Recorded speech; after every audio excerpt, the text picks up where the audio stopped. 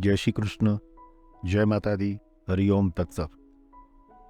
आज की लिखी हुई गुरुवाणी 7 तुक यानी कि 7 शिखर के ऊपर है।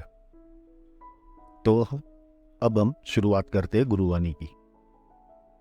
मेरे जैसा एक पागल शिष्य था, उसका गुरु खो गया था। आपने कभी सुना है कि गुरु खो गए? मेरे कहने का तात्पर्य यह है कि समय और परिस्थिति के अनुसार दोनों का स्थानांतर हो चुका था। गुरु को विश्वास था कि आज नहीं तो कल मेरा शिष्य आएगा। यदि शिष्य अपने योग, ज्ञान और तप के बल में मेरे जैसा है तो हाथ में मेरी निशानी लेकर एक शहर से दूसरे शहर, एक गांव से दूसरे गांव और एक देश से दूसरे देश भटकेगा और पूछेगा कि ऐसे व्यक्ति को किसी ने देखा है? तो लोग पूछते हैं कि ये कौन है, तो कहेगा मेरे गुरु। लोगों ने कहा नहीं, हमने ऐसे किसी व्यक्ति को नहीं देखा है। इस तरह से शिष्यों को अपने गुरु को ढूंढते हुए करीब करीब 12 साल हो गए, लेकिन उसके गुरु मिले नहीं। वो एक ऐसे प्रदेश में आ गया जहाँ जंगल था, बहुत सारे जंगली जानवर थे, लेकिन उसको आसपास में 2-4 झोपड़ियां दिखी जिसमें आदिवासी लोग रहते थे। वहां उसने पूछा कि क्या किसी ने ऐसे शख्स को देखा है? तो वो लोग बोले नहीं, हम नहीं जानते। लेकिन सामने जो पर्वत दिखाई दे रहा है उस पर कोई जा नहीं सकता। उस पर्वत पर 7 शिखर है। अब 7 शिखर तो छोड़ो, लेकिन कोई भी पहले शिखर तक भी नहीं पहुंचता। अगर पहुंच गया तो वो डर के मारे वापस आ जाता है। तब शिष्य को आश्चर्य हुआ और जिज्ञासा हुई, तो उसने पूछा कि क्या मेरे गुरु वहां हो सकते हैं?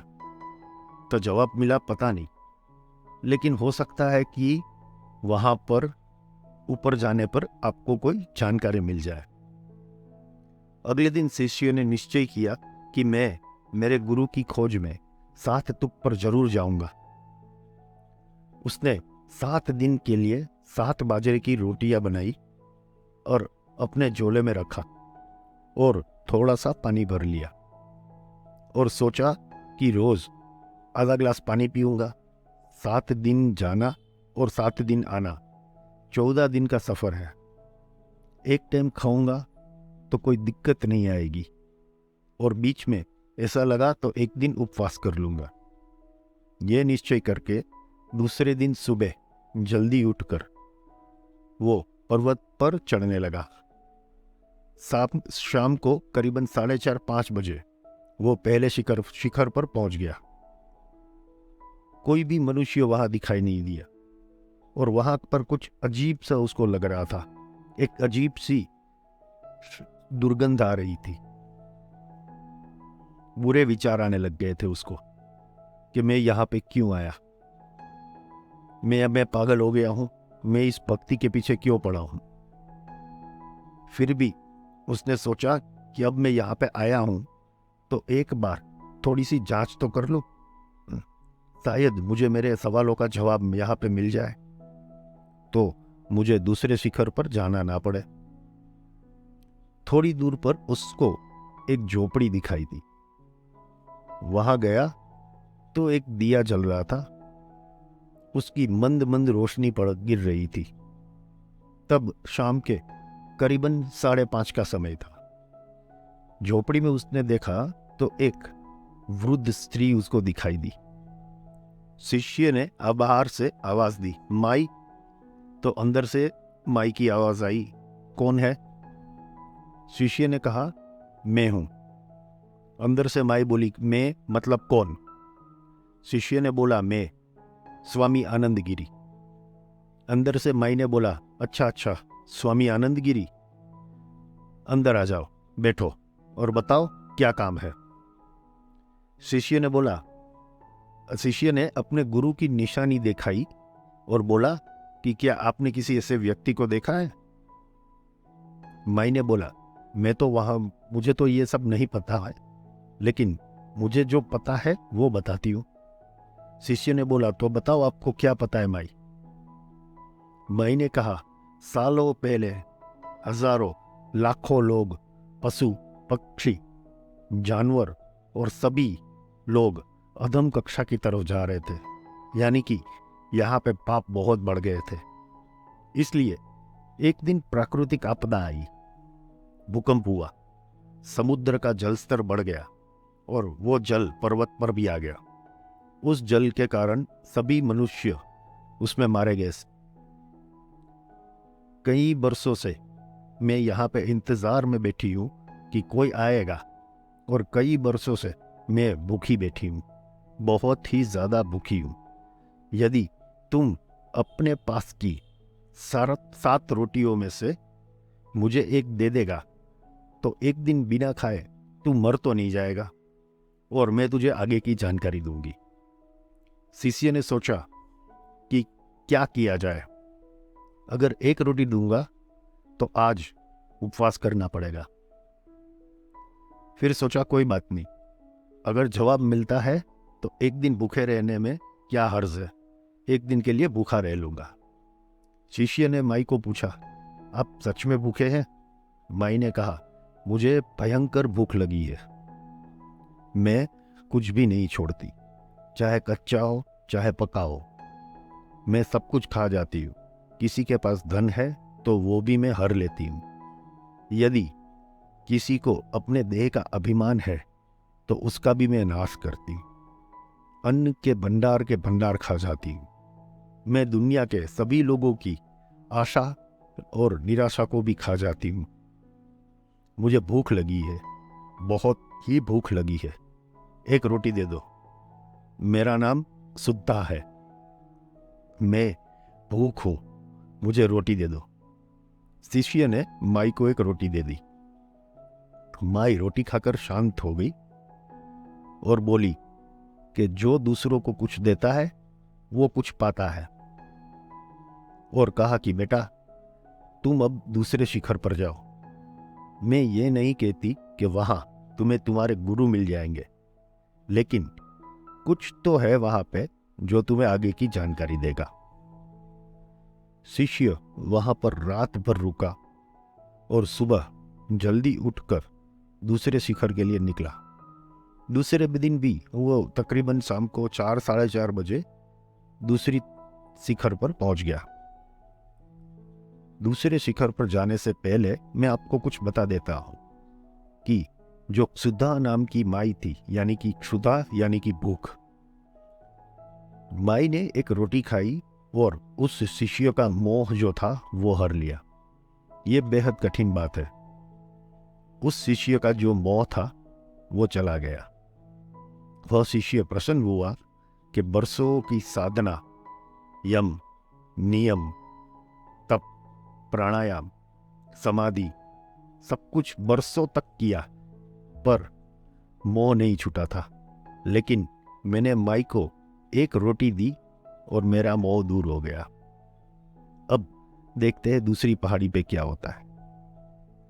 शिष्य जब दूसरी टूक पर पहुंचा, यानी कि दूसरे शिखर पर पहुंचा, तो वहां उसने देखा कि चारों तरफ हरियाली थी, हरे भरे पेड़ थे, हरी घास थी, और थोड़ा सा ऊपर एक चरवाहा था जो अपनी गाय और पेड़ बकरियां चरा रहा था।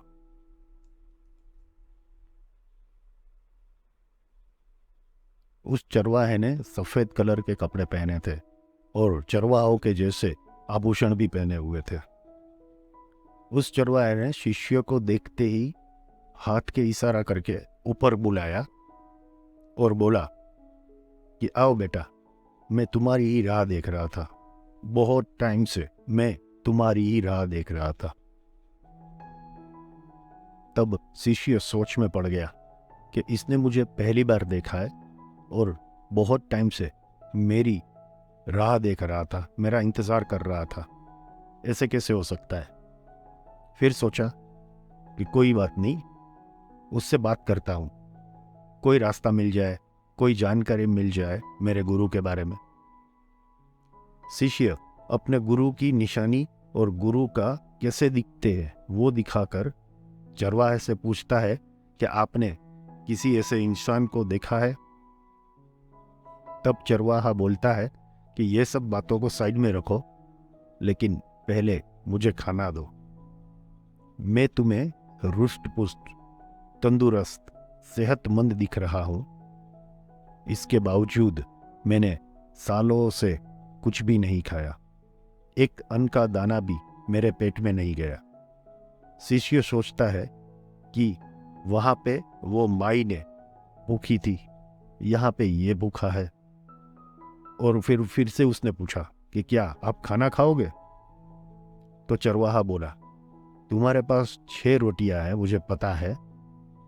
उसमें से मुझे 1 रोटी दोगे तो तुम भूखे तो नहीं मर जाओगे। शिष्य ने सोचा, अगर 1 रोटी दे दूंगा तो आज भी मुझे उपवास करना पड़ेगा, तो फिर मुझसे ऊपर चढ़ने की ताकत कैसे आएगी? और ये तो दूसरा शिखर है। अगर तीसरे शिखर पर गया और वहां पे भी किसी ने रोटी मांग ली तो मैं क्या करूंगा? शिष्य ऐसा सोच रहा था, तभी चरवाहे ने बोला, बेटा, तुझे ऐसा लगता है कि मैं भूख से मर रहा हूं? तो हाँ, मैं भूखा हूं, पर ये मेरी भेड़ बकरियां को देखो, मेरी गाय को देखो, कितने तंदुरुस्त है। मैं भी तंदुरुस्त हूं, भले ही भूखा हूं फिर भी मैं तंदुरुस्त हूं। तो तू मुझे 1 रोटी भी नहीं दे पा रहा? ऐसे ढूंढेगा तू अपने गुरु को? 1 रोटी का भी तू त्याग नहीं कर पा रहा है। तू ऐसे उस परम तत्व की खोज करेगा? ये सुनकर शिष्य आश्चर्यचकित हो गया कि यह कोई ज्ञानी महात्मा है, योगी है, या फिर एक मामूली सा चरवाहा है। ये कौन है? तब चरवाहे ने कहा कि तू मुझे रोटी देगा तो ही मैं तुझे आगे का बताऊंगा। ये सुनकर शिष्यों को मन न होने के बावजूद उस चरवाहे को 1 रोटी देनी पड़ी। उस चरवाहे ने वो 1 रोटी खाई और पास के झरने से पानी पिया और बोला, अब मुझे शांति मिली। तूने मुझे रोटी देकर बहुत अच्छी चीज पाई है। उस 1 रोटी की जगह पे मैंने तेरा लोभ भर लिया। तेरे लोभ को मैं खा गया। पहली तुक पे, यानी कि शिखर पे, उस माई ने तेरा मोह खा लिया था, आज मैंने तेरा लोभ खा लिया। शिष्य की तीव्र इच्छा थी कि मैं एक आश्रम बनाऊं, दुनिया भर में मेरी ख्याति हो, मेरा नाम हो, मैं सब कुछ पालूं, मेरे आगे शिष्यों की कतार लगे। पर तब उसका लोभ समाप्त हो गया और अब वो मौन से बिल्कुल हल्का फील कर रहा था। तब चरवाहे ने बोला, तुम्हें अब तीसरे शिखर पर जाना पड़ेगा, वहां भी कोई तुझे मिलेगा। अब शिष्य तीसरे शिखर पर पहुंच के आगे क्या माहिती लेता है और क्या होता है, सेकंड पार्ट में देखते हैं।